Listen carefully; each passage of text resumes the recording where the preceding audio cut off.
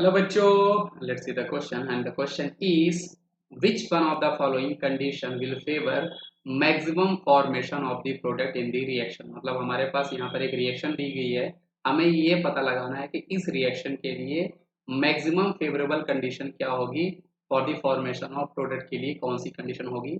चार ऑप्शन हमारे पास दिए हैं, low temperature high pressure, low temperature low pressure, high temperature high pressure और हाई टेम्परेचर लो प्रेशर, ऐसा करके चार ऑप्शन दिए। तो हम इसको क्रॉस चेक करते हैं। तो इस क्वेश्चन को हम लोग सॉल्व करेंगे by the use of Le Chatelier's principle. हम लोग ली चैटलियर्स प्रिंसिपल का यूज करके इस क्वेश्चन को बच्चों सॉल्व करेंगे। अब ली चैटल प्रिंसिपल के हिसाब से अगर हमारे पास प्रेशर क्या रिलेशन होता है तो आपको याद करना है। अगर हम लोग प्रेशर को बढ़ाते हैं, मतलब अगर मैं हायर प्रेशर की बात करूं, तब हमारा सिस्टम जो होता है वो उस डायरेक्शन में मूव करता है where we are having less number of moles of gaseous substance, gaseous substance. और दूसरी चीज, अगर हम लोग प्रेशर को डिक्रीज करते हैं, अगर हम लोग प्रेशर को डिक्रीज करते हैं तब हमारा किस डायरेक्शन में हमारी रिएक्शन मूव करेगी, where we are having more number of moles of gaseous gaseous substance.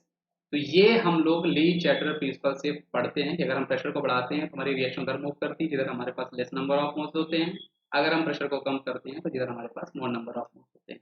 साथ ही साथ यहाँ पर ये जो delta H change of reaction हमें बता रहा है माइनस वैल्यू, ये हमें ये बताता है कि ये जो आपकी रिएक्शन है ये एक्चुअल में आपकी एक्सोथर्मिक रिएक्शन, ये आपकी कैसी रिएक्शन है, एक्सोथर्मिक रिएक्शन। हम लोग देखते हैं कि एक्सोथर्मिक रिएक्शन के लिए हमारा टेम्परेचर कैसे बिहेव करता है। तो आपको याद होना चाहिए कि जब कभी भी हमारे पास एक्सोथर्मिक रिएक्शन होती है तो उस केस में जो हमारा लो टेम्परेचर होता है वो फेवर करता है फॉरवर्ड डायरेक्शन को, वो फेवर करता है फॉरवर्ड डायरेक्शन को। मतलब उस केस में जो आपकी रिएक्शन होती है बेटा वो आपकी फॉरवर्ड डायरेक्शन में मूव कर रही होती है। और अगर हम लोग हाई टेम्परेचर यूज करते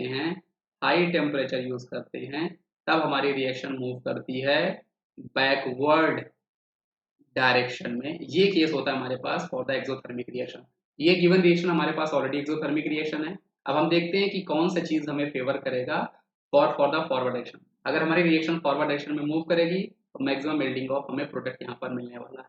तो आप यहाँ पर देखो, रिएक्टेंट की तरफ हमारे पास एक और एक, मतलब हमारे पास 2 मोल यहाँ पर रिएक्टेंट है और 1 मोल हमारे पास प्रोडक्ट है। मतलब हमारे पास लेस नंबर ऑफ मोल्स किधर हैं, टूवर्ड्स प्रोडक्ट साइड, इसलिए हमें हायर प्रेशर को यूज करना पड़ेगा। तो रिएक्शन आपकी फॉरवर्ड मूव कर जाएगी, इसलिए हमें हाई प्रेशर और लो टेम्परेचर एक्सोथर्मिक में फॉरवर्ड एक्शन होता है। तो सही जवाब हमारे पास ऑप्शन नंबर ए हो जाएगा, है ना। इसका सही जवाब हमारे पास ए हो जाएगा, क्योंकि हमें वो कंडीशन देखनी है जब हमारी रिएक्शन ज़्यादा से ज़्यादा फॉरवर्ड डायरेक्शन को फेवर कर रही हो, तभी हमारे पास मैक्सिमम एंडिंग ऑफ प्रोडक्ट होगा।